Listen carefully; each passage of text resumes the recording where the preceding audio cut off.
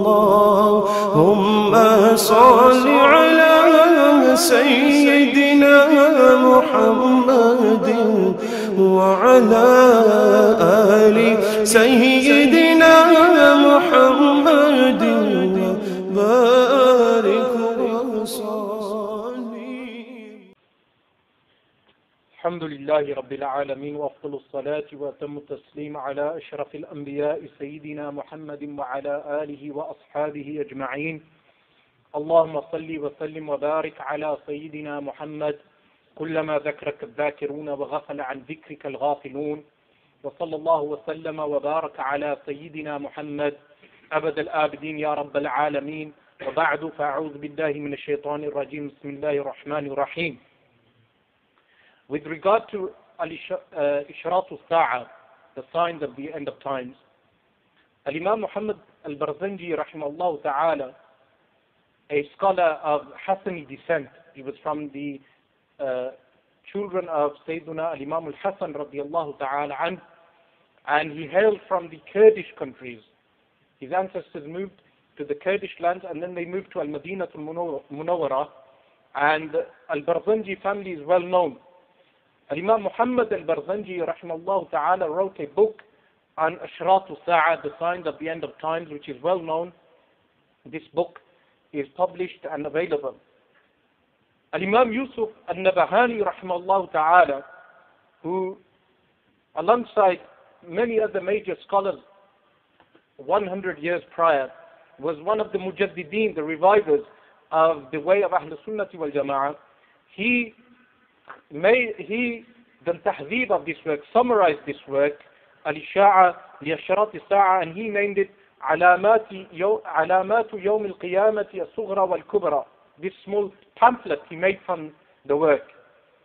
And I thought it would be easy to carry this pamphlet with me rather than bring a whole number of books. These concise booklets are very useful when they are done by a scholar who is a master in his field, like Al-Imam Yusuf al-Nabahani rahimahullah ta'ala, and reliable as well.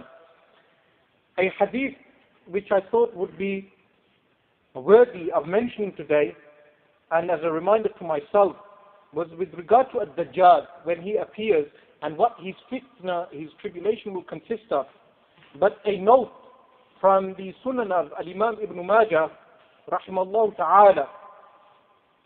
Imam Ibn Majah rahimahullah ta'ala is considered, his work is within the collection what we know as Sihah Sitta, the 6 authentic books. Obviously, even though we say Sihah Sitta, this does not mean that there are no weak ahadith found in some of the books. In the Sunan of Ibn Majah, there are weak ahadith. And but the Sahih of Imam al-Bukhari, the Sahih of Imam Muslim, and Al-Jami' al-Tirmidhi, and the Sunan of Imam Abu Dawud, and the Sunan of Al-Nasa'i are authentic books. But within the Sunan of Ibn Majah, you find a few weak ahadith. But the Sahihain, there is ijma', agreement of Ahl Sunnati wal Jama'ah, that whatever is found in the Sahihain is authentic.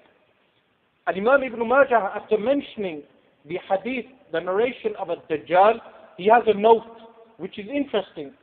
The note is, and Al-Imam Yusuf al-Nabahani rahimahullah ta'ala copies this note saying, قال ابن ماجه سمعت الطنافسي يقول سمعت المحاربي يقول ينبغي أن يدفع حديث الدجال إلى المؤدب حتى يعلمه الصبيان في الكتاب. That Imam Ibn Majah says that I heard a scholar by the name of Al-Tanafasi, who's one of the narrators within the Sunan. He said, I heard Al-Muharibi, also a scholar of Hadith. It is necessary that the Hadith of Al-Dajjal is given to Al-Mu'addib. Al-Mu'addib is the one who teaches children adab. Because when children come to the masjid, they must also learn manners. The very first thing a child must learn is manners. Firstly, the manners of Al-Quran al-Kareem, how to treat Al-Quran al-Kareem. The teachers in the masajid should teach the children not to write on the Quran with pens, and not to fold the page of the Quran, and not to place the spittle on their finger and then turn the page of the Quran. These are simple manners which the child must be taught first, and that he must do wudu before touching Al-Quran Al-Kareem.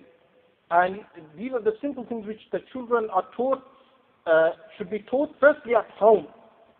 Firstly at home, then they are sent into the masajid to be taught to recite Al-Quran Al-Kareem. But remember, the full responsibility is not only on the teachers in the masajid, but on the parents at home also to teach their children, especially young parents, people who get married and then may have been married for 4 or 5 years and have young children. They must teach those young children these basic manners and basics of life. So he says that teacher who teaches the children the basics, he must also teach the children حتى يعلمه الصبيان, so he can teach the children the hadith of Dajjal في الكتاب.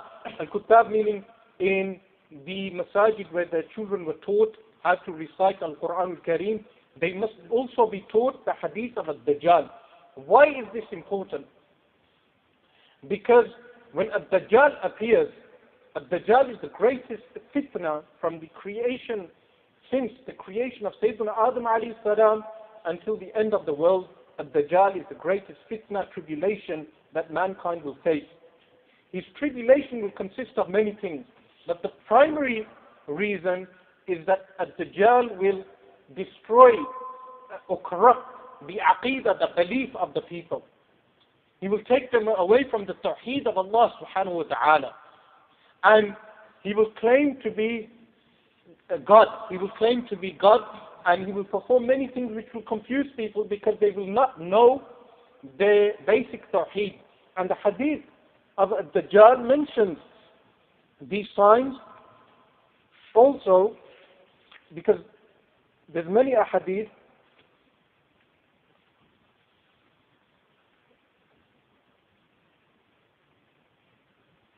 I hope you don't place that anywhere on the, you should delete the pictures. Unnecessary picture taking, please don't take pictures unnecessarily. لعن رسول الله صلى الله عليه وآله وسلم المصورين. Shaykh Ahmad rahimahullah ta'ala, I didn't want to embarrass the brother, so I'm not condemning him or anything. Shaykh Ahmad rahimahullah ta'ala was one of the major awliya of Syria. At the age of 108 he passed away. And we were in his presence and someone took a picture while he was eating. And the Shaykh said, لعن رسول الله المصورين. The Messenger sallallahu alayhi wa sallam cursed picture makers, people who make pictures. Now, I know there's ikhtilaf, difference on videos, and there was a debate in India amongst the major ulama of India on whether you can make video films or not. But I'm not referring to this, I'm talking about unnecessary picture making. Because what are you going to do with my picture? Place it on the internet, show people. We don't worship men, we worship Allah subhanahu wa ta'ala. And this is what we've come to cover, is Tawhid of Allah subhanahu wa ta'ala. Tawheed of Allah subhanahu wa ta'ala is, as opposed to what Dajjal will teach people, is shirk. Now, the reason why I wanted to mention this is because the sifat of Allah subhanahu wa ta'ala, the attributes of Allah subhanahu wa ta'ala are necessary upon every person to know. The first attribute we affirm for Allah subhanahu wa ta'ala is which attribute? Who can tell me? Put your hand up if you can tell me. So you don't know the sifat, wallah. Al-Wujud, and I think we covered this as well. Previously I covered it with him. Al-Wujud, existence. Which attribute do we believe in? Existence of Allah subhanahu wa ta'ala. This is why if you meet an atheist, a person who doesn't believe in the wujud of Allah, don't get this word wujud confused with what we say in our language. Wujud means body in our language. In Arabic it doesn't mean body. Allah subhanahu wa ta'ala is free from having a body or being like creation in any way or form. He subhanahu wa ta'ala exists, wujud. How do we prove the existence of Allah subhanahu wa ta'ala? The way we prove the existence of Allah subhanahu wa ta'ala is simple. And the ulama of kalam have mentioned this in their works, like Imam Muhammad bin Yusuf al-Sanusi rahimahullah ta'ala, and and other ulama in the basic texts which they have composed on Tawhid and Aqidah. They mention that the very existence of these makhluqat, the creation, points out to the Creator. This is why when the simple Bedouin was asked, how do you know the Creator exists? He says,